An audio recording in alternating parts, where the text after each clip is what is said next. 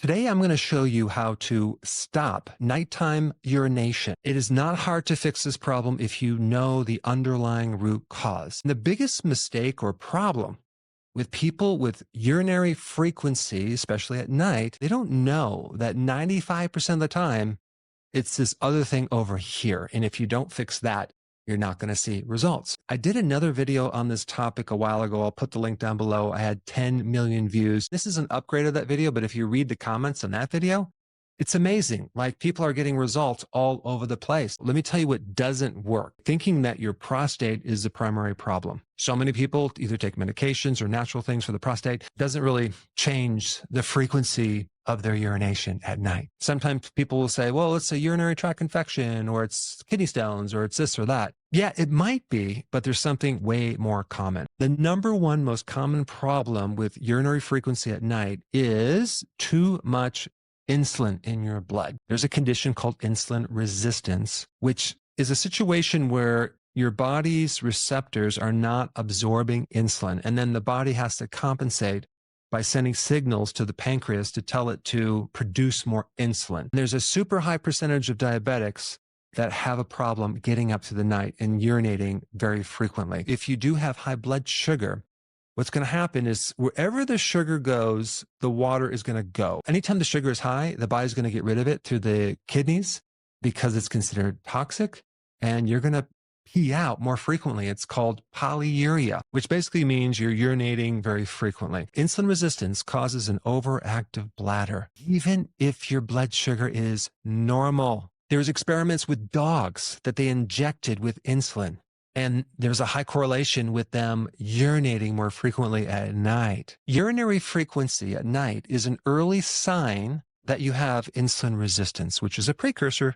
to diabetes. Insulin resistance causes your kidney to filter out things more frequently, puts more stress on the kidney. This is why the main cause of most kidney disease comes from diabetes. Also, insulin resistance causes electrolyte imbalances. It affects more blood pressure at night, and insulin resistance increases cortisol, which can also increase urination. Insulin resistance in a female weakens the floor of your bladder and the pelvic muscles. Insulin resistance also creates a magnesium deficiency, which can aggravate this whole problem because you lose control of all these smooth muscles. The other interesting thing about insulin resistance is what it does to testosterone. It lowers testosterone. Some people that are treated with testosterone replacement therapy improve their bladder and their symptoms of excessive urination at night. As we get older and our testosterone goes down, people typically have more problems with their bladder and their control of urine, especially at night. And what's interesting is when people take testosterone replacement therapy, they actually can also improve insulin resistance. What would cause you to have more insulin resistance at night? If you guessed snacking at night, you are correct. That is the single number one damaging thing to your urination problem out of everything. When I'm talking about snacking, I'm talking about snacking on something like this right here, or even this right here. Even if you snacked on something healthy, that can also increase your insulin. So I'm going to highly recommend that you eliminate all snacks after your dinner. Don't drink anything after that period of time, because not only does refined carbohydrates and sugar cause insulin resistance, but it's also just eating in general will raise your insulin. These snacks also cause bloating before bed. They interrupt your sleep. Here's another problem with this. When you don't sleep because you're getting up and peeing every few hours, that lack of sleep then raises your cortisol.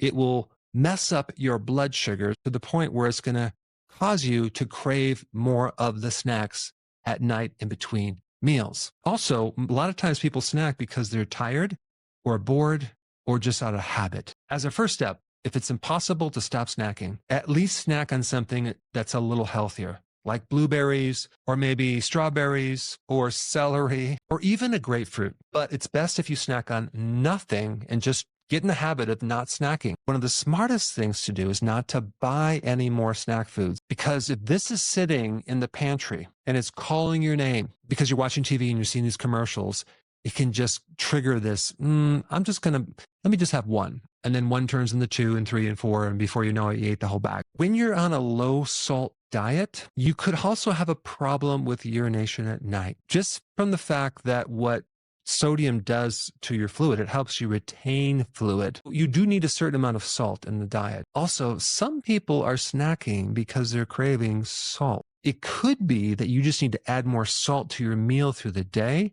so you won't have that craving. When you have enough salt, your cortisol stays down. People that have a salt deficiency usually have higher cortisol, and it affects their sleep. Just make sure you have enough salt, sea salt, healthy sea salt. I like the Himalayan sea salt, but there's other types of sea salt that you can consume. I talked about not snacking at night, but I also have to recommend through the day, go on a low carb diet. Don't consume over 30 grams of carbohydrates. Why? Because this will make a huge difference in your insulin resistance. Yes, I'm talking about getting on the healthy version of the ketogenic diet, and I will put a link down below of exactly what that means. But equally as important is intermittent fasting, starting with 3 meals, no snacks, especially not snacking at night, and then going down to 2 meals. Skip your breakfast, have a lunch and a dinner, no snacking in between. Don't worry about your calories. Eat until you're really satisfied. You have to break this habit of snacking. I'm telling you, this will work. It's worth it to do it. You'll be able to sleep through the night. You'll feel great in the morning. You'll have more energy. You'll have less cravings when you sleep better. Even adding 30 more minutes to your sleep is massive as far as health benefits. I did a video on this, and it's just incredible for your heart, for your blood sugars, for your stress level, for your energy, for your cognitive function, for your creativity, solving problems. It's massive. One last thing I'm going to recommend, make sure you have enough vitamin D. Vitamin D can help insulin problems, insulin resistance. It's very, very effective to that. Also, it can help with your sleep cycles. Also, make sure when you get vitamin D, you add it with magnesium. Both of those together will greatly help your sleep. And I'll give you the details of how much to take below in the description. But if you really want to know what you should be eating, I put that video up right here. Check it out.